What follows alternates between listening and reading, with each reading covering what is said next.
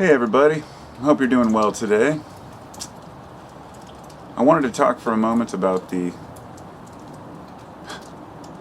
for lack of a better term, the strategy to overtake the markets in the world, the food markets as well as the oil markets, and how it affects the local communities. You know, we in the West, it's really easy for us to sit here and complain about our little problems. The reason I don't tend to complain a lot, at least about the boo-hoo day-to-day problems, is because I'm fed and I have shelter, and I have gratitude for that. We often have this idea that we need more, that we deserve more, that somehow we live in this, a free society so everybody can become a millionaire. It's a preposterous notion. We know that. The money is irrelevant. It's not about the number of the dollars that you have. It's about the resources that you can acquire with those dollars. So for example, let's say tomorrow we decided to make everybody in the world a millionaire. And then everybody decided they wanted to buy a luxury jet. Well, there wouldn't be enough luxury jets for everyone. Now, I should give you a specific example of how, I guess, for me, I have a strong emotional bond to my fellow man, I can't help it, even when I try to distance myself and say, no, I'm an individual, I'm going to do my own thing, everybody has to live their own life, I might be able to overcome, my feelings of empathy for those, not overcome them, I'll always have empathy, but not let it affect me adversely in my life, because so many people are suffering in the world. But when it comes to children, there's absolutely no excuse for it. And so when you dig deeper and you start to look at why are children suffering, there seems to be this image in the West that we just need to send them food, It's complete bullshit. The food isn't the problem. In fact, there are a lot of places where we try to send food in, but local wars and, gangs and whatnot will loot the food, or the governments will take the food and don't want to give the food to the people because the people are supposedly, maybe they're oppressive towards the government or they are protesting. In other words, there are a lot of, geopolitical reasons why things are the way they are. And so it makes it really complicated to get to the bottom of what's actually going on. And what I mean by that is get to the bottom of, is there enough food for everyone? Is there enough shelter for everyone? Could we make everyone content in this world? Now, that instantly leads some people to think of socialism or communism. I'm really sick of that bullshit, illusion that it's either capitalism or full-blown communism, dictatorship. It's just, we live in a world where we all want to do well. And so the idea would be, let Americans live the way they want to live as long as the rest of the country lives the way it wants to live. Now that would make sense, right? Even if you had no say in other countries and said, well, that's their problem, they should figure it out on their own. I would agree with some of that, except for the fact that many, let's say, American companies will buy the land in other countries in order to grow their products, which will overtake the local markets. One example would be in Ghana. Ghana had a great lucrative market for tomatoes, and they were at a point making 700, whatever the local currency is for their tomatoes. It dropped down to like 60, and this was not because of an immense local surplus of tomatoes, nor was this an issue of I can't escape the sirens. It's just, I hate sirens. I would love to move out to the countryside and just live in the middle of nowhere with no noise. But anyway, back to the conversation. Now that the asshole's gone. Sorry, that sounds wrong. He's probably out saving somebody's life, and I'm like, oh, asshole. I live next to a fire station, so it's constant. So these tomato farmers were run out of their own business, not by local farmers, but by external forces from Italy, which were selling tomato paste to the country at a much lower rate. Now, this gets down to some complicated marketing issues and globalization, if you will. And so there are positives and negatives to going global on the trade circuit. For one thing, we can trade more things to people. Ideally, theoretically, opening up trade to everyone is great because then everybody can get what they need. But there are too many blocks to that. It doesn't work. Because of local governments taking advantage, hoarding, even if you're giving, nationalizing your oil, like in Venezuela, there are black market groups within the military which will start selling it. If you can get, they were selling their gasoline dirt cheap. dirt cheap to their people. So if you can go out and buy thousands of gallons of gasoline and then sell it over the border at a higher price, of course people are going to do it. And that's the problem. If you can make more money, people will make more money. And to a point, this makes sense. If you're an individual, you want to make as much as you can to survive. But when you hit the million mark, you hit the billion mark, when you get into a multinational corporation, which is completely screwing locals out of their own ability to sell their foods in their own communities, they basically have no power, and we've taken their power. So what happens is these people have to move and migrate to other countries and work for, let's say, the Italian farmers with the tomatoes. So you live in Ghana and you can't sell your own tomatoes. So what do? Natural thing would be to go work somewhere where you can make money. And so if you can go to Italy or somewhere like that and help them grow their tomatoes, and even if you're making a total shit wage, like they will be, of course that's a benefit to the Italians, and then it's also, they'll just turn around, package it, and sell it right back to the people. And it's a very complicated, so complicated that it's not even sometimes worth talking about, because there is always another angle to look at. But let's just get down to the bare bones basics of what this really means. I mean, we put trade and profit over people. It's the way it's always been. There's no way, shape, or form that we cannot change this idea. We cannot deny this idea. We can't pretend that it doesn't exist, that globalization and corporate greed is causing just as many, if not more, problems than natural disasters, let's say. Because we like to blame climate changing in certain areas for farming issues, and often this is true. In many places, you can't fish anymore, you can't farm anymore, the climate's got too dry, the seasons are too long, or there's no fish left. Many industries are going to be affected over the next decades by climate change. I don't care if you believe in climate change or not. I'm not saying man-made global warming. At least meet me halfway if you're one of the deniers and say, the climate is always changing, which is what I always hear from, global warming deniers, let's say.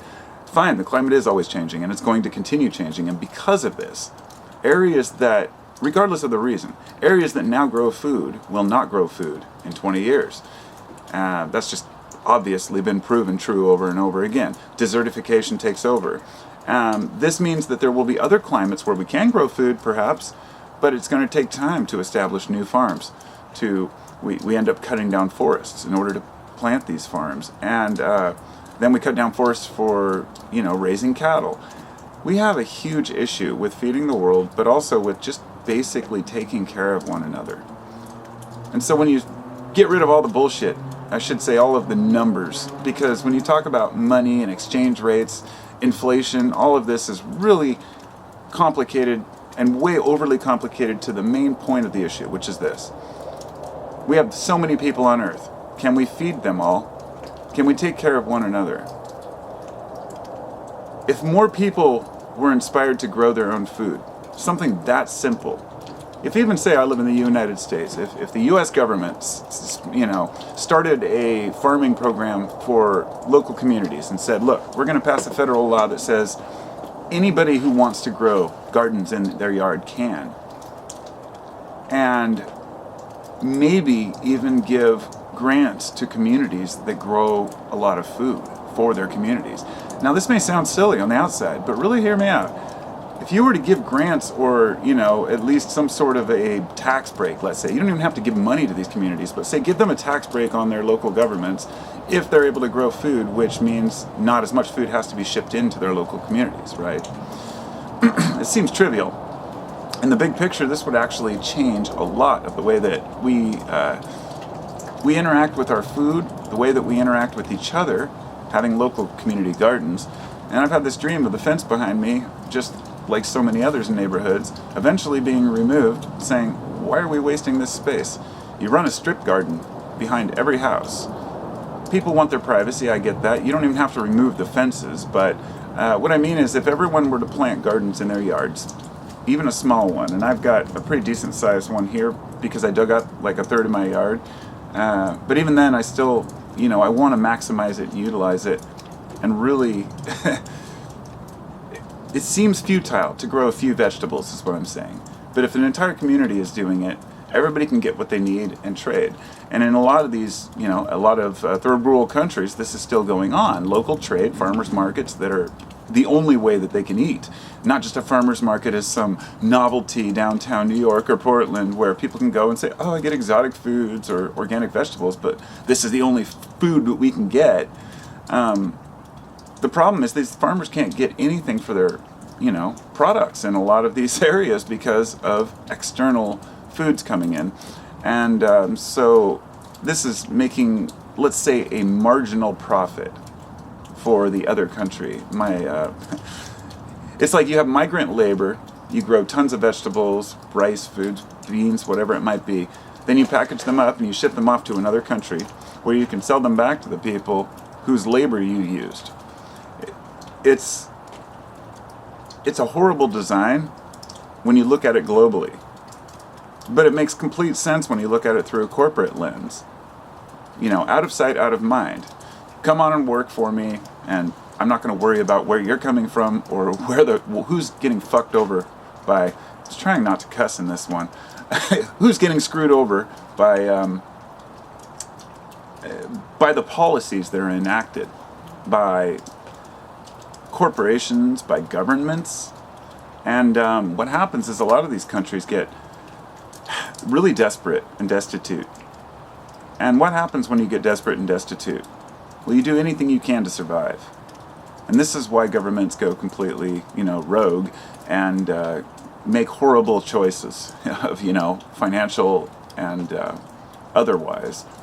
And, there's a whole illusion behind it. Like the United States, we've talked about being energy independent now for a long time.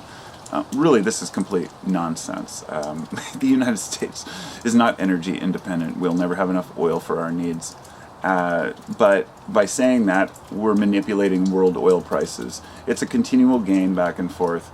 They say, oh, we are fracking now, and we got offshore drilling, so all of a sudden we have enough to supply us forever. Whatever they're telling you, you can be assured that it's probably bullshit, because it usually is. Most of the things we've been told by our government and by our corporations over, decades, over centuries, has been so commonly a lie that we take it for granted as, we're just being lied to. So if anything, my message here is simple.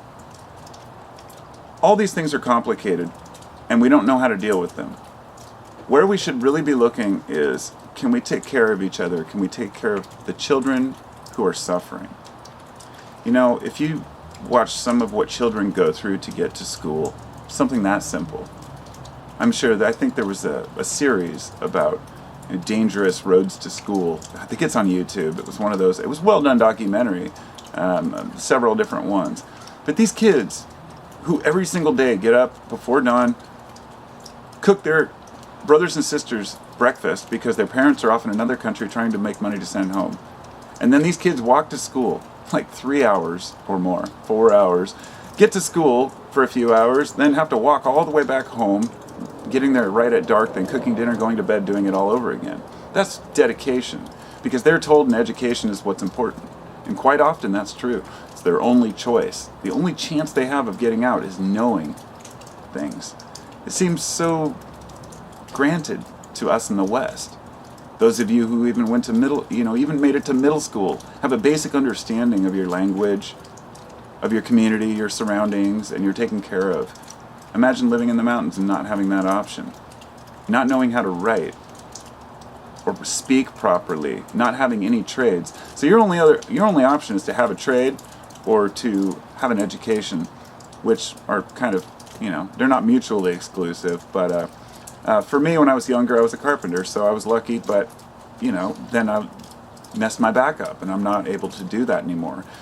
So I had to use what's in here and build my knowledge. It's continual, you're always, whatever might come your way, you can't expect it. And it's bad enough for each individual to have to deal with these things, but imagine having polio, In the West, we're so comfortable, we can sit behind our computers and say, oh, vaccines cause autism. Meanwhile, here's this guy over here with fucking polio who can never walk for the rest of his life, Americans have become stupid, lazy, arrogant. So But that's for another time. Anyhow, I've got to go. I see somebody's coming to my door, so I think I got my point across. And I will talk to you all soon. Take care of the kids, and be well.